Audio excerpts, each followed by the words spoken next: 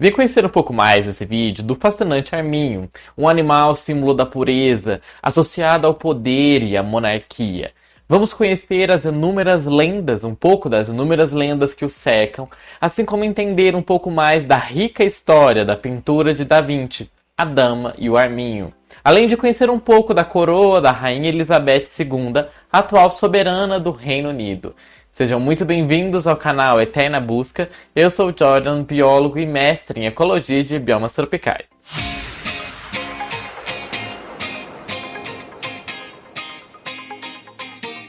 E eu gostaria de agradecer a Márcia, que é uma apoiadora aqui do canal, e que ela pediu para que pudesse explorar mais sobre o tema desse vídeo, que ela gosta muito do tema da pintura de Da Vinci, de A Dama e o Arminho, que também é uma das minhas pinturas que eu mais gosto de Da Vinci, que eu sou bastante fascinado por ela. Então gostaria muito de agradecer a Márcia e deixar também esse vídeo indicado aqui por ela para vocês. O arminho, a Mustela herminia, o nome científico deles, é um pequeno animal que tem uma grande diversidade de subespécies e ele é nativo da América do Norte e da Eurásia. Inclusive, se você quiser conhecer mais características desse animal, nós já temos um vídeo anterior aqui no canal em que eu falei todos os detalhes das características desse animal. Então, se você quiser conferir mais sobre a característica fisiológica, anatômica e comportamental deles, confere esse vídeo aqui que ficou bem legal.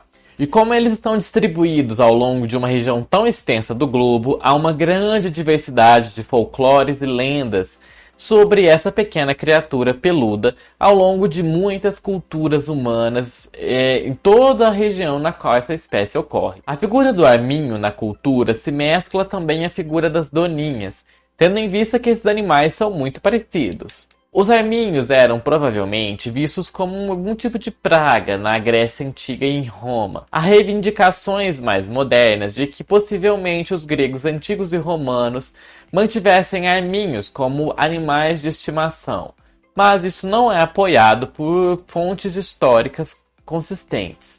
Plutarco e Cícero ambos se referem aos arminhos como um tipo de praga doméstica em sua escrita. Costuma-se dizer que a doninha de casa, e os arminhos também, identificados como Enochoides gale ou Catoides gale em grego, não sei se é assim que fala, deve estar tudo errado, mas vai aparecer aqui, foi mantido em casa para caçar ratos, antes que o gato doméstico assumisse o seu papel a partir da antiguidade tardia. Embora os gatos não fossem assim tão raros quanto costuma-se imaginar e pensar.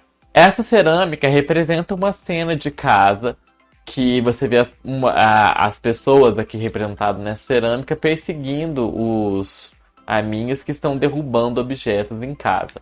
Pensava-se também que eles tinham propriedades anti-veneno. Plínio, o Velho, detalha uma receita para um antídoto feito a partir do veneno de doninhas esmagadas. E ele também escreve no seu História Natural de uma doninha que teria matado um basilisco. E aí vamos entrar agora num ser mítico do Japão, o Kamaitachi. O Kamaitachi é um yokai japonês e ele assume a forma de uma doninha que é no local das suas mãos. Tipicamente eles possuem foices, no local das suas patas ou no local das suas garras comuns. Em Tohoku, os ferimentos recebidos por um Kamaitachi podem ser curados queimando um antigo calendário e colocando-o na ferida. Em Shinetsu, há uma crença popular de que se poderia encontrar um Kamaitachi pisando em um calendário. As feridas recebidas de um Kamaitachi não sangram ou causam dor, mas são profundas. Na China, é considerado má sorte matar um arminho. Como as pessoas acreditam que eles são espíritos errantes que podem roubar e substituir a alma das pessoas, matá-los traz má sorte ou morte ao assassino e à sua família. Existe também uma outra lenda sobre os arminhos. Diz uma lenda que os caçadores que procuram a pele altamente valorizada deste pequeno animal, para poder caçá-los, eles sujariam a entrada da sua toca com lama, e então eles começariam a caçada do animal. Cansado e exausto após uma longa perseguição, o arminho fugiria para sua casa, sua toca, apenas para encontrar a lama na porta de entrada. Em vez de manchar o seu casaco correndo pela imundície, o Arminho se entregaria aos caçadores e cães que o seguiriam, que estavam o seguindo. Assim, o Arminho acabou sendo associado a certas frases, como morte antes da contaminação e morte em vez de desonra. Isso tudo a partir dessa lenda e crenças populares. Existe uma outra camada para o simbolismo. Como o casaco do Arminho fica marrom no verão, o Arminho parece morrer e depois renascer no inverno. E isso acabou associando à ressurreição de Cristo. Isso acontece também em um outro animal que nós já falamos aqui no canal anteriormente, que é o pavão, que também é associado à ressurreição de Cristo. Mas no caso do pavão, é devido às suas penas. E se você quiser saber mais sobre o pavão e por que ele é associado aos primeiros cristãos e à sua rica simbologia dentro do cristianismo, vem conferir aqui esse vídeo que ficou bem legal. Nessa gravura está representado um arminho que foi cercado por caçadores de um anel de lama. Quando o arminho percebe que ele não pode escapar sem sujar a sua pele, ele se rende aos caçadores, segundo essa crença baseada naquela outra mito que nós já descrevemos aqui. Acima dessa figura está uma faixa em que está escrito Malo mori quam fedari. E isso significa, eu prefiro a morte à contaminação. O brasão de armas da Bretanha, ele tem o padrão do arminho, que foi adotado por João III em 1316.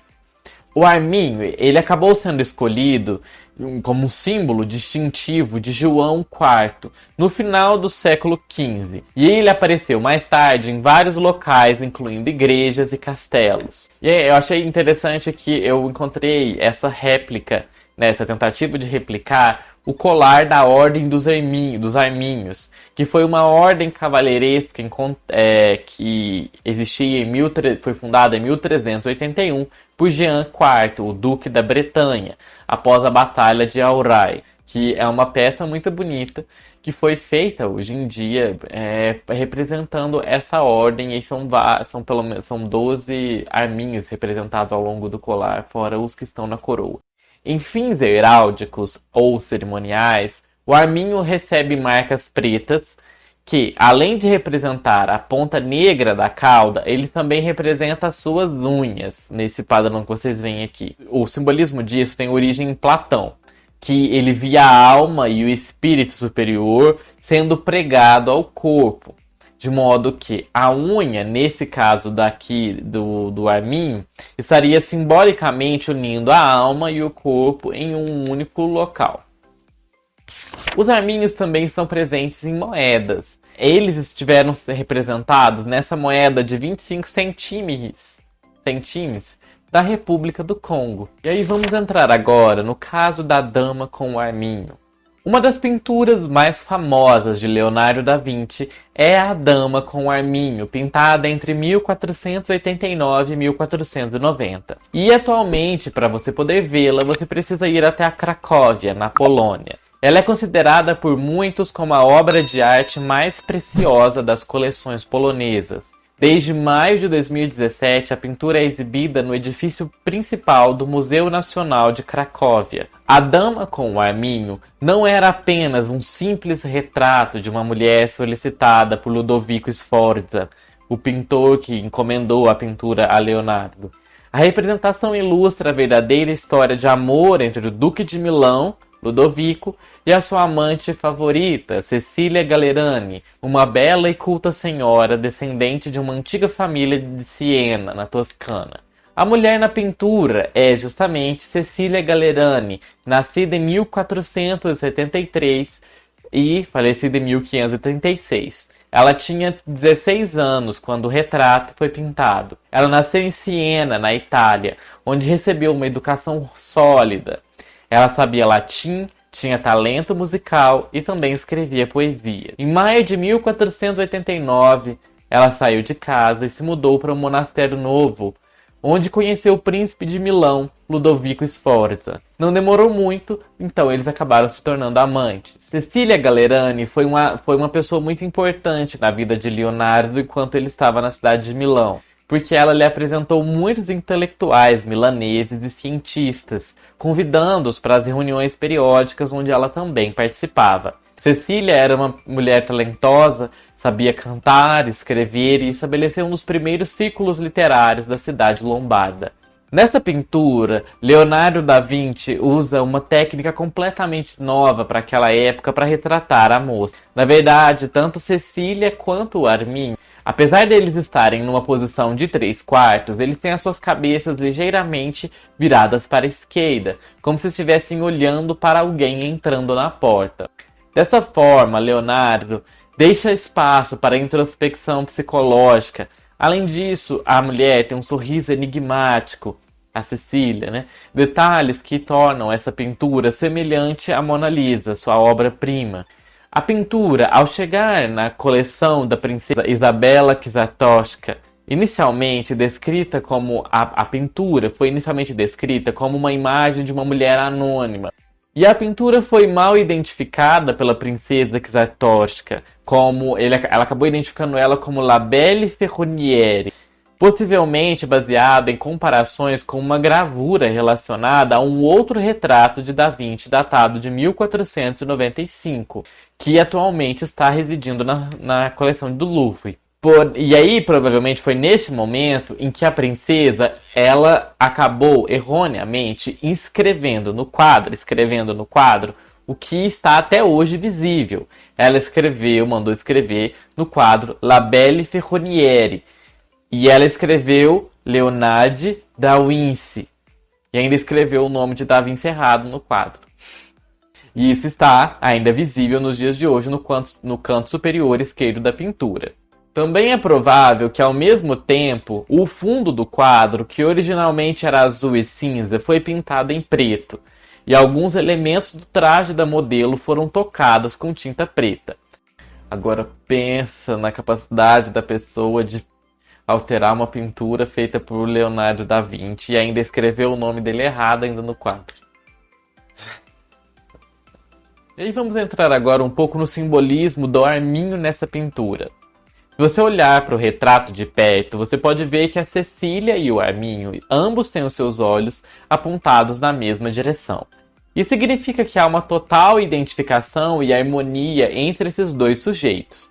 E isso não é uma coincidência. O paralelismo entre a Cecília e o Arminho tem um significado especial e podemos dizer também romântico. Na língua grega, esse animal é chamado de galé, uma clara referência ao sobrenome de Cecília, Galerani.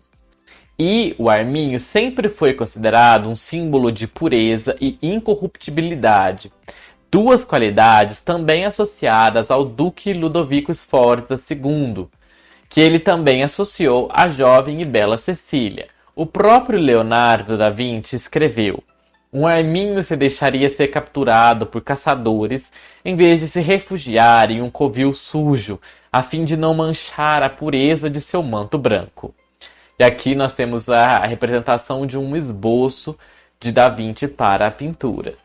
Para além desta versão de que as duas primeiras sílabas do sobrenome de Cecília arremetem ao nome do arminho, Henryk Orzechowski, em 1919, também teorizou que o arminho poderia ser uma referência ao próprio Ludovico Sforza, que às vezes era chamado de El Melino, ou seja, o arminho, porque o arminho em inglês é Armine, né? Ou Hermine, também é chamado assim em outras línguas latinas também. Anos mais tarde, em 1990, essa teoria foi desenvolvida por Carlos Pedretti, que vinculou o apelido do duque ao título que o rei Fernando I de Nápoles lhe concedeu em 1488, que é justamente a Ordem do Arminho, aquela lá que eu tinha citado também anteriormente, né? O arminho, ele é um antigo símbolo de pureza, e ele também teria aparecido no desenho de Leonardo de 1490, que segundo Pedretti, funcionaria como um esboço para a medalha dos Sforza. Cecília Galerani morreu em 1536, por volta de 63 anos, como uma poeta proeminente, escrevendo em italiano e latim, elogiada pelo romancista Matteo Bandelli como a grande luz da língua italiana. Infelizmente, a sua poesia não foi preservada. No início do século XXI, uma outra teoria sobre o porquê o animal estaria representado ali apareceu. Krystyna Mokczewska, do Museu dos Príncipes Książkowski, associou a pintura ao mito sobre o nascimento dramático de Hércules. Hércules, a divindade grega, era filho de Zeus e da mortal Alcmene, descrita em Metamorfoses de Ovídio. Obra esta que Leonardo da Vinci já estava familiarizado, que inclusive ele também tentou traduzi-la. Nesse mito, por ordem de Hera, esposa de Zeus, o nascimento do bebê foi interrompido pela deusa Ilítia, a deusa dos partos. Galantes, a jovem empregada de Alquimeia, no entanto, ela consegue enganar a deusa Ilítia, ajudando assim o nascimento de Hércules. A deusa enfurecida transformou então a empregada em uma doninha em vingança. Galantes então foi transformada, justamente no arminho. Como Ovídio escreveu, as suas mãos se transformaram em patas de animais.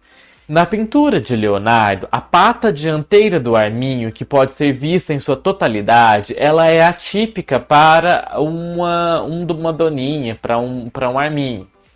Porém, é muito certo e claro que Leonardo conhecia um arminho. Então, ele não representaria o braço de um arminho desse jeito se ele não tivesse alguma intenção por trás. Se o mito sobre Galantes realmente tem uma relação com a história de Cecília, através do seu sobrenome, pode significar que a modelo estava grávida quando a pintura estava sendo criada.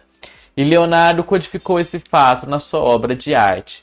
Ele pintou Cecília de uma forma que escondia o seu estado de gravidez, mostrando-a em meia figura, porque assim, a essência da pintura não era mostrá-la enquanto grávida, mas mostrar a representação da amante de Ludovico como um ideal de beleza, escolhida e estimada pelo governante, esperando um filho com quem ele não tinha sido abençoado até aquele momento. O engenheiro Pascal Cotte passou 3 anos estudando uma tecnologia de reflexão da luz para analisar esse retrato e revelar mais sobre a técnica do artista renascentista italiano Leonardo da Vinci. A técnica de Cotte mostrou que o artista pintou o retrato, primeiramente, sem o arminho, e 2 versões diferentes para a pele do animal. Ele estimou que ela teria sido originalmente o arminho cinza e não branco, e que o branco foi a última escolha final do pintor. Após a morte de Cecília Gallerani, o seu retrato desapareceu por vários séculos, apenas para reaparecer por volta de 1800 na Polônia. Esse retrato veio para os recursos da arte polonesa em 1800, depois que o jovem príncipe Adam Kiszarowski o comprou para sua mãe, a princesa Isabela Kiszarowska, durante a sua viagem pela Itália. E aí vamos entrar agora no caso do roubo nazista dessa pintura. Hans Frank, quando se tornou o governador nazista da Polônia, colocou o retrato em sua mira na invasão alemã da Polônia no outono de 1939. No final da Segunda Guerra Mundial, os nazistas haviam roubado ou tentado roubar todas as pinturas conhecidas de Leonardo da Vinci. A dama com o arminho estava no topo da lista. Depois que os soldados nazistas localizaram a pintura escondida dentro de um compartimento murado em uma das propriedades rurais da família Kiszarowski, o retrato logo se tornou um peão em uma luta épica de poder entre vários oficiais nazistas de alto escalão. Entre 1939 e 1945, a dama viajou várias vezes entre a Polônia e a Alemanha, e é considerado uma maravilha que a pintura tenha sobrevivido. Quando os aliados localizaram Hans Frank em sua vila, à beira do Lago Bávaro, em maio de 1945, a dama e o arminho de Da Vinci estavam entre um punhado de obras-primas remanescentes na posse pessoal de Frank. Durante os julgamentos de Nuremberg, Frank confessou que tinha feito de tudo ao seu alcance para proteger os tesouros da arte. Esse retrato é uma das pinturas mais importantes do mundo. É um dos únicos 4 retratos femininos pintados por Leonardo da Vinci, além de ser a primeira pintura renascentista de uma mulher que mostra a sua personalidade e mente, e não apenas a sua beleza. A pintura constitui uma conquista significativa na pintura de retratos modernos. Pintada por um renomado cientista, um pesquisador minucioso da natureza, possuindo profundo conhecimento sobre a física da luz, da anatomia humana e animal, bem como da psicologia, e um pintor proeficiente, foi um trabalho absolutamente inovador na época. E inclusive, se você quer saber mais sobre o lado cientista de Da Vinci, deixa aqui um comentário, porque eu quero sim, com toda certeza, no futuro, falar sobre esse tema. Então já comenta aqui se você quer saber mais sobre o lado cientista de Da Vinci. E agora vamos entrar num outro aspecto do arminho, o comércio de peles. A pele, como um fenômeno da moda, floresceu na Europa Ocidental entre os séculos X e XIX. A burguesia, as elites que detêm o poder e a autoridade, os mercantilistas e industriais ricos em rápida ascensão, todos se esforçaram para imitar a nobreza em questões de moda, vestindo as suas esposas e a si mesmos com peles luxuosas. Durante o reinado de Eduardo III, em 1227 a 1277, na Inglaterra, o uso de peles de arminho foi restrito aos membros da família real. Posteriormente, foram construídas vestes estaduais de tal forma que, em muitos casos, a classificação e a posição do usuário, a posição social, poderiam ser determinados pela presença ou ausência, ou a disposição dessas manchas negras que eram as caudas dos arminhos. Inicialmente, nesses períodos mais antigos, as melhores peles eram obtidas do rico planalto do Touro, a atual Turquia. Marco Polo, em seu livro de viagens, conta como que um dos vestidos mais caros dos tártaros que ele viu continham muitas peles de arminhos. E ele ainda observa que ele encontrou as tendas do Chan do Tártaro, todas forradas com peles de arminho no ano de 1252. O arminho, com o passar dos séculos, se tornou símbolos do status quo da realeza e a pele mais procurada para apresentações judiciais e retratos oficiais. Os monarcas europeus usavam o arminho como uma projeção de poder e riqueza desde o início do seu reinado, principalmente durante o período de coroação.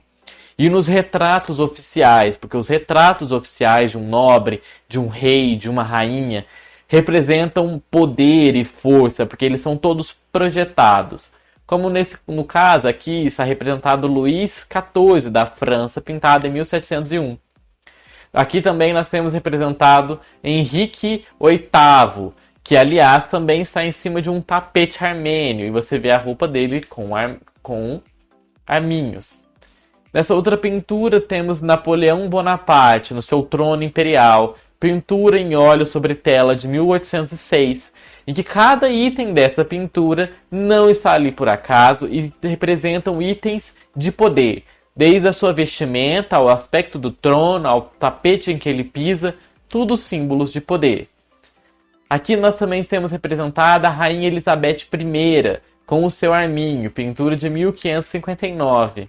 Aqui é interessante, nós temos alfaiates trabalhando no manto de coroação feito de arminho do rei George VI em 1937. Aqui nós temos a foto de coroação do rei George VI e da Rainha Elizabeth, pais da Rainha Elizabeth II, atual Rainha do Reino Unido, em que aí vocês veem um longo manto que foi feito com muitas peles de arminho, tanto para a rainha consorte quanto para o rei. A coroa de Estado Imperial é uma das joias da coroa do Reino Unido e simboliza a soberania do monarca. A versão atual foi feita em 1937 e é usada pelo monarca após uma coroação e usada na abertura anual do parlamento. A moldura da coroa é feita de ouro, prata e platina e decorada com 2.868 diamantes, 2.703 pérolas, 17 safiras, 11 esmeraldas e 5 rubis. E a sua base de veludo é aparada com a pele de arminho. E o que vocês acharam de conhecer um pouco mais sobre a fascinante história e rica história dos arminhos? É muito interessante nós acompanharmos como um animal tão pequeno influenciou tantos aspectos, né, da nossa cultura e como ele está ricamente associado a esse aspecto da nobreza, esse outro aspecto da pureza e diversos outros aspectos interessantes da nossa história. E ao mesmo tempo também é muito triste que esse animal, justamente tão bonito e delicado e fofinho, seja usado para a confecção de roupas, né, dos grandes mantos, porque para fazer aqueles mantos, cada ponto daquilo ali é um animal que teve que morrer para fazer essas roupas, né? Também é algo muito triste essa questão do comércio de peles. E se você gostou desse tipo de vídeo e tem mais sugestão, deixa aqui nos comentários qual outro tipo de animal que você quer que eu fale aqui sobre esse aspecto, influência cultural deles. Eu vou deixar indicado para vocês esse que foi a primeira parte desse vídeo, que eu falo das características anatômicas e fisiológicas do animal. E vou deixar indicado também essa outra série de vídeos para vocês. Vejo vocês no nosso próximo vídeo. Até mais!